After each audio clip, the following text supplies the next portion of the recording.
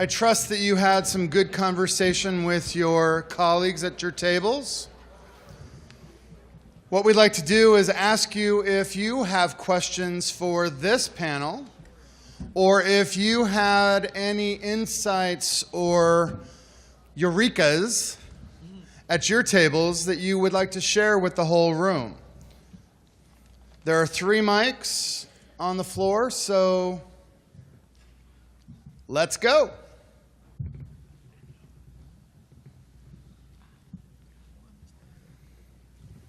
Warner Durnell, Middle Tennessee Presbytery. To the folks who are Presbytery leaders, at our table we noticed that there was little or nothing heard regarding the use of lay pastors. Is that proving to be of any help or not in your presbytery? In Giddings Lovejoy, we use several lay pastors. We also do commissioning of elders just for communion. So for those churches that are rural and need that type of help to go along with a stated supply type of person. So we do it in Giddings Lovejoy.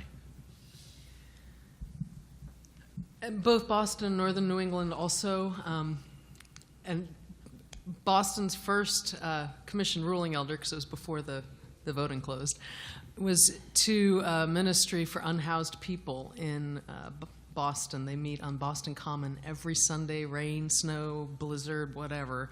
And we commissioned her as executive director to that service. It was awesome.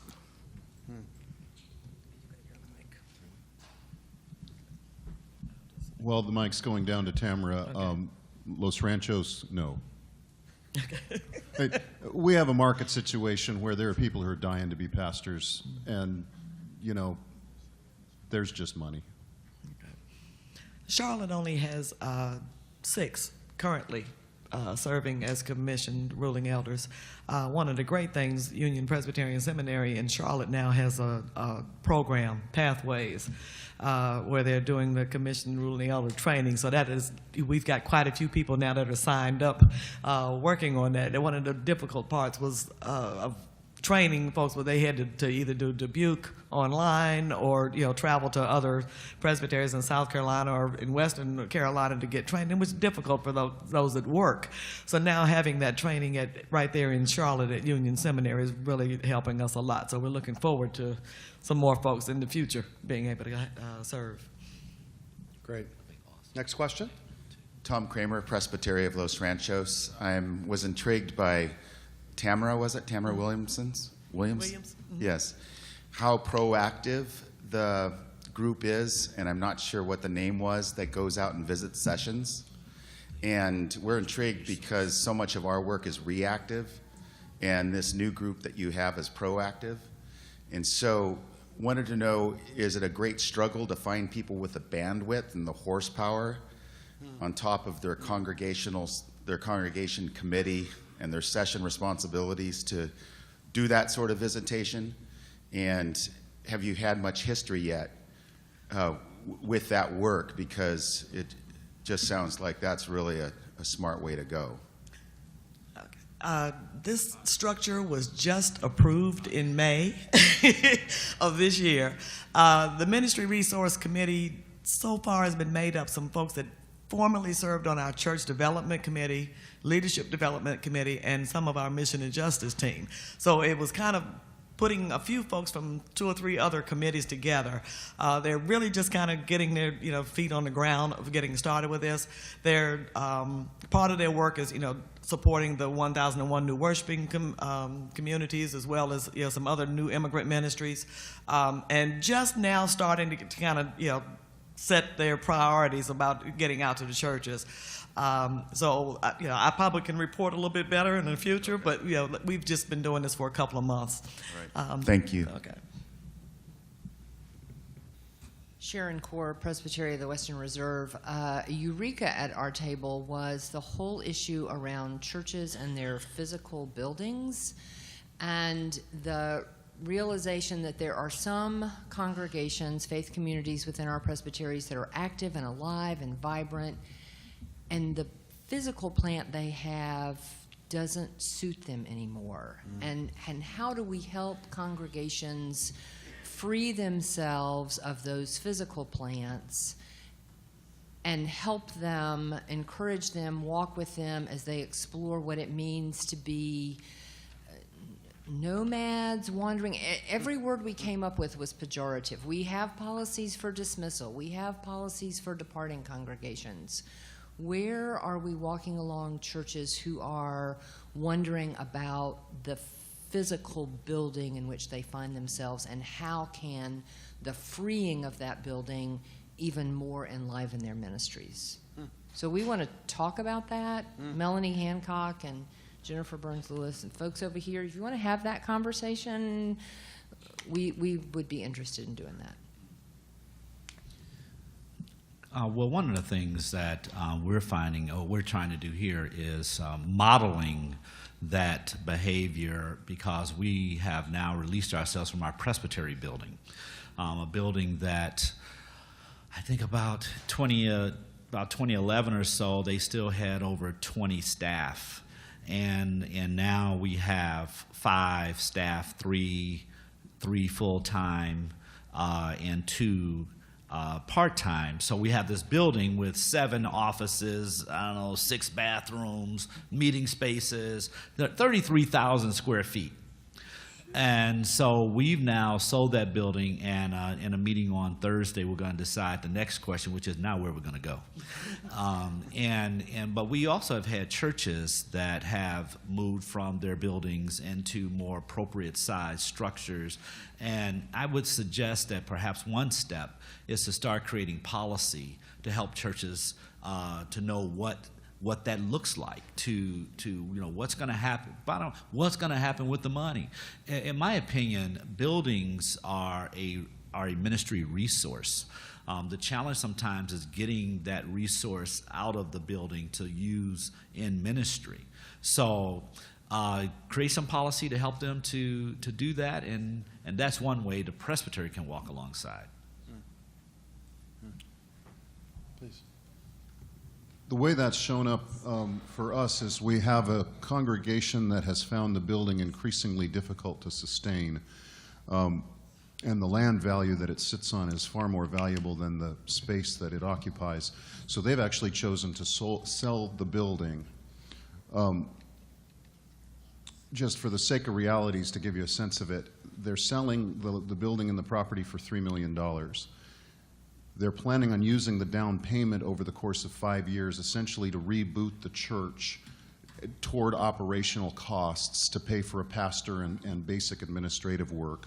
And then the remainder of that money is going to go into a fund, the income of which will go toward missional efforts that the church uses if they are able to continue their own self-sustaining after that. So this is an aging church that's trying to do some redevelopment work from within. If it fails, the money will come for missional purposes to the supervision of the presbytery. The real challenge here is for them to stay on focus, that their purpose is not just to be released of the burden of the building, but to really use this change for the sake of becoming a real missional community. And I think that's the place where we're still waiting to see how that turns out, and we're continuing to try to push hard and make sure they don't lose track of why they're doing this.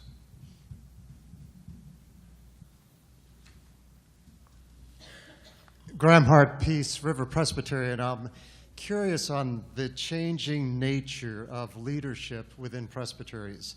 And Tamara, you spoke about Charlotte going from 12 to 3.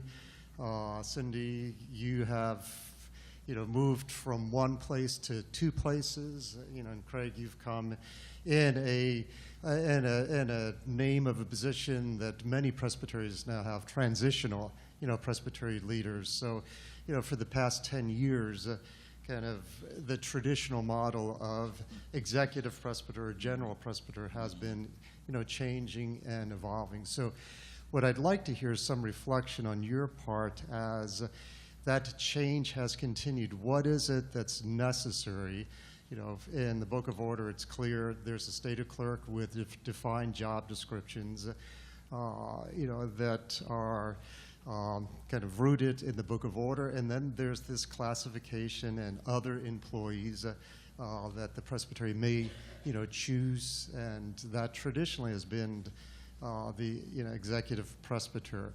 So kind of reflect your experience and where you see that being focused in the future in terms of the leadership, the paying attention, the networking, the connecting, the pastor to pastor, those roles that, that the EP or general presbyter has traditionally filled.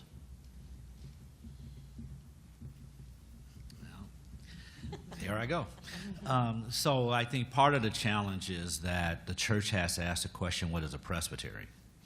And I won't give the long answer of the 6 ways in which we exist as presbytery, but one of the ways we exist is that the presbytery, I often challenge my people, is not a church. And the presbytery is not a business. But the presbytery is a hybrid of this church business thing that needs a leader who's going, if you're going to have a person in executive leadership, and then those that don't, that's a whole nother question and a whole nother conversation.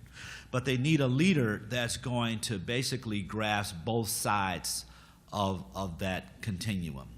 That a person who understands church and ministry, but also understands administration, business, budgets, and the difficult parts of what it means to do day-to-day operations. So I feel that the history of executive presbyter, general presbyter language came to a place where the Presbyterian Church said, we don't want an executive, and yet a pastor is not it either, and so we're struggling with what to call our leaders. But I think it comes down to the church, the Presbyterian Church, deciding what is a presbytery and what is this thing beyond just this geographic formation of congregations, and then deciding what type of leadership that organization needs to take it where it wants it to go. We have a presbytery that has no EP currently. They have a temporary stated clerk. Oh, by the way, I mentioned the word slasher, which I'm not very fond of. Craig came up with a great replacement. Hybrid. I think it's eco-friendly. Not echo. Not eco. Eco-friendly. We have to pronounce it right. But I think the presbytery came to realize, stated clerk's role is fairly defined, and they come to realize that they need somebody.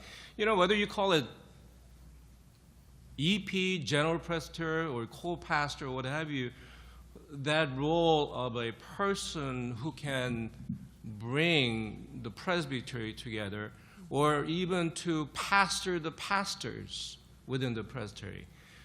They're slowly working toward, obviously they're having some financial challenges also, but they're slowly coming to realize, because last several years, they did not have a person who's functioning of an EP. So they come to realize in reality, they do need somebody who can fill in and perform that role, whatever the title may be. So, and obviously, many are having financial challenges. So we have a presbytery that they just called a new person, and they decided to invite him as a hybrid presbyter and stated clerk. And I don't know whether that's a trend. I know that there are other parts of the country that presbyteries are calling EPs and stated clerk and synod as well. So that much is very clear. I mean, yeah, the Book of Order stipulates stated clerk, but in reality, we do need somebody who can minister to the members and to the congregations.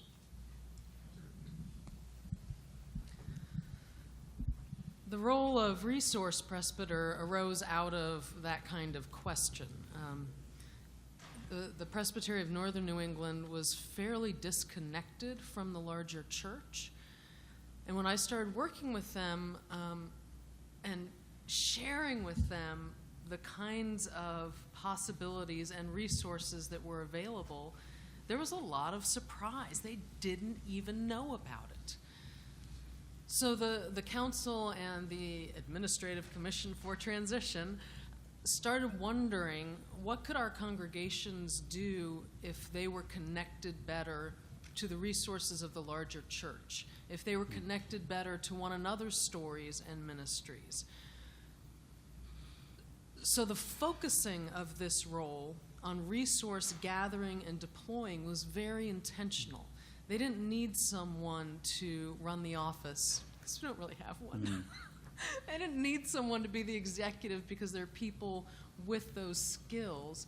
They really needed someone to gather and send the things that would help the churches exercise their energy, intelligence, imagination, and love for their neighbors. So it was that process that led to this particular role. I just think it's extremely challenging for presbytery leaders right now.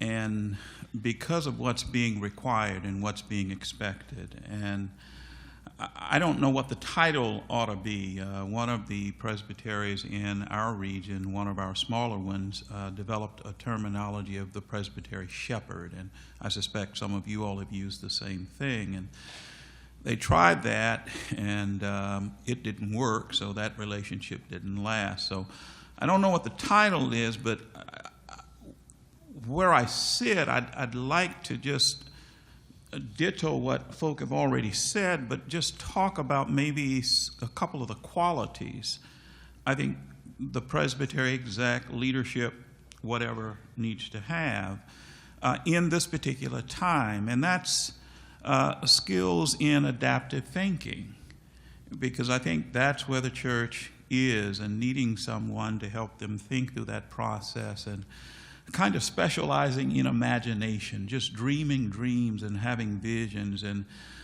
enabling folk to think creatively as opposed to managing systems and managing churches and so forth. And I think that's, the majority model that's at work now, and a significant skills just in relationship building. If you can't do anything else, in building the relationships. Now I serve in a Synod role, but before that I was a presbytery staff, and I just saw the loneliness and isolation of the pastors who saw themselves as lone rangers.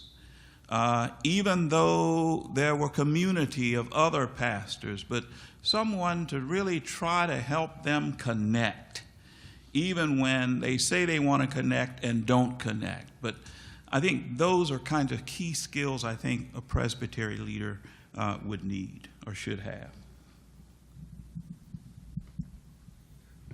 Please. If I can field this one before we go on. Tamara, you don't? Okay. I absolutely agree that we need folks who've got the 30,000-foot view, that can see church life and administrative life at the same time, that it's very helpful when those folks have a paycheck that allows them to do that for full-time work. I deny that that is a matter of leadership. I think that's a matter of servanthood. I think we need to be thinking about our people as servants first. And I'm very resistant to the model of the big leather chair that suggests that there's a person within the presbytery who carries out some kind of executive role. I really like being a part of an ellipse rather than a circle where there are two dots and things swing around that, and Tom and I hold the gravity within that, not separately, but in relationship to one another. And frankly, I'd like to think that our little idea was so inspiring that it caused a couple of moderators not too long ago to think that it might be a good idea at a national level. Don't disabuse me of that thought. Yes, another question. I'm not sure that this is so much a question. My name is Tony Barta, and I'm going to be the moderator Presbytery, Western Kentucky Presbytery this coming year. This is more of a confession. And the first part of the confession is that in leadership training when I was in U.S. Army Infantry OCS, the thing that I failed most quickly was leadership characteristic of tact.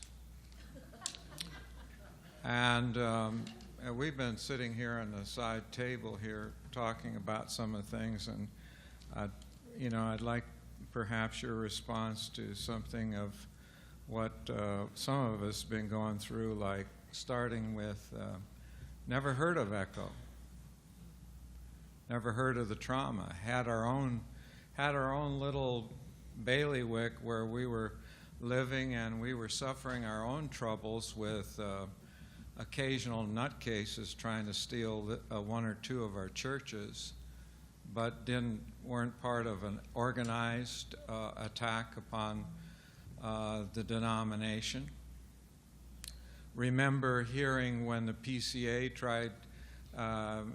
just operated their program of misogyny against women 20 years ago, but didn't realize that there was an attack on the church of people who just wanted to selfishly have their own property and their own independence without responsibility toward a thing called the Presbyterian Reformed Church.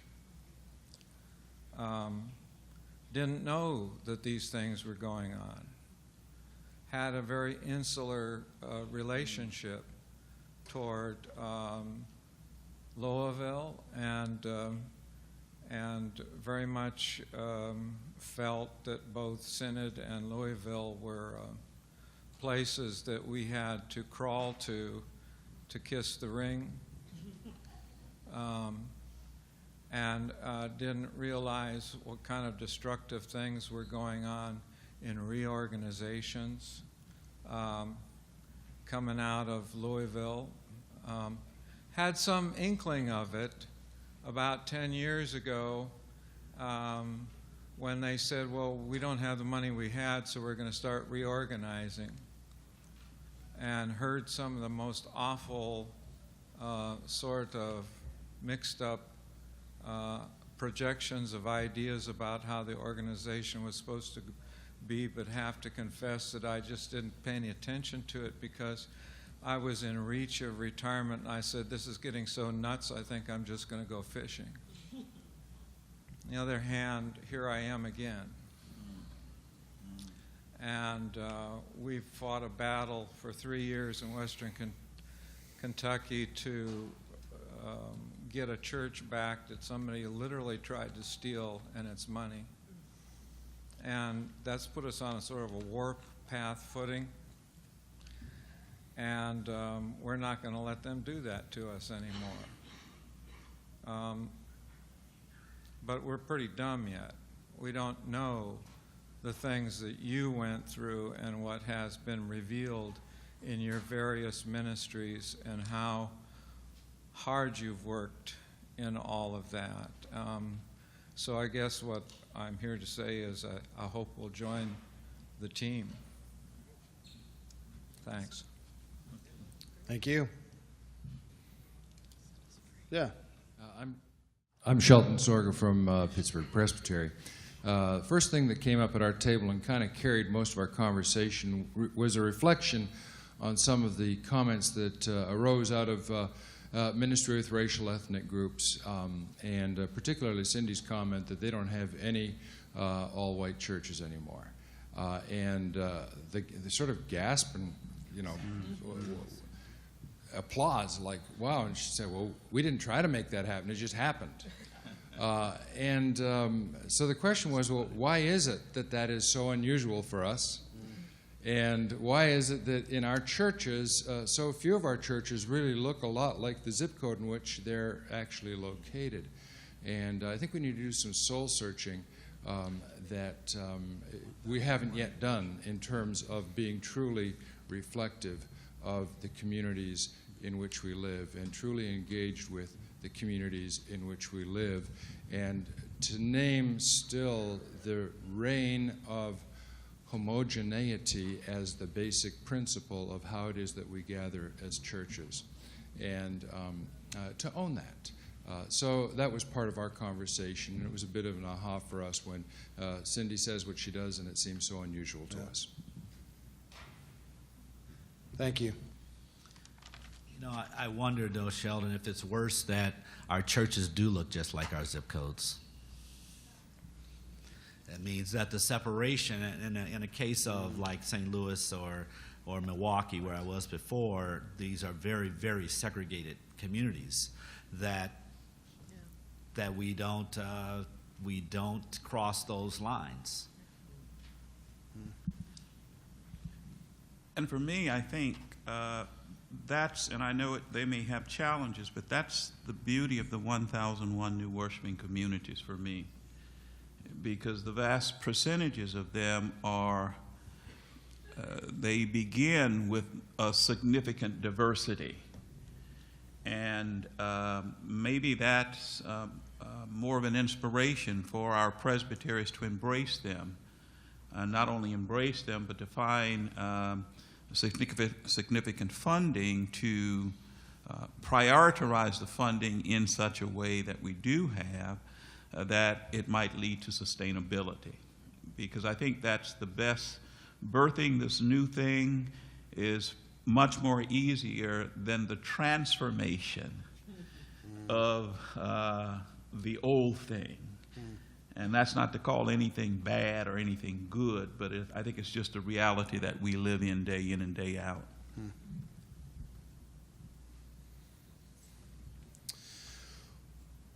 I want to thank these good colleagues for their preparation and their inspiring words and their honesty. And thank you for your participation this morning in your table talks. Please help me give a round of applause to these folks.